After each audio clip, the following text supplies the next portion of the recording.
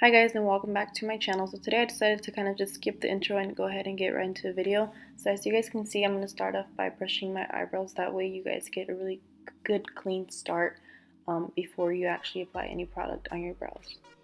Anyway guys, so I do actually carve out my brows before I fill them in. I'm going to use this concealer by Maybelline. It's the Fit Me Concealer. So I'm just going to put a little bit of product, and then the brush that I'm going to be using, it's just honestly any flat brush that you guys are comfortable with.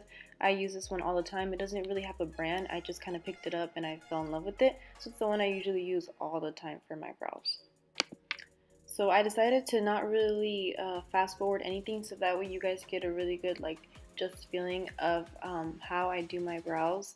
I just kind of carved out the shape that I want. I actually do have pretty good filled in brows naturally, so that's why I just kind of give myself like a guideline of what I want to fill in and what I don't. Honestly, when I carve them out, for some reason I feel like, okay, like my brows are kind of like halfway done already, so that way I won't overfill anything too crazy. You kind of just want to go ahead and get like a really clean, I guess, line underneath. I do like my brows a little more extra, so if you guys don't, just kind of like don't use, I guess, too much product. And yeah. So this step you can kind of skip if you want. Like I said, I do like pretty, I guess, exaggerated brows in a way. So I do carve out the top of it as well. But I don't use the same concealer. I'll use the color, the foundation that I'm going to be using for the day to do this step. So it's not too crazy. But if you guys don't like this, you can totally skip this step. I skip it sometimes. If you do skip it, just make sure that you're really clean when you're doing the top part. And then any extra product, I just kind of fade it out. And then I'll use my finger, as you guys will see in a little bit.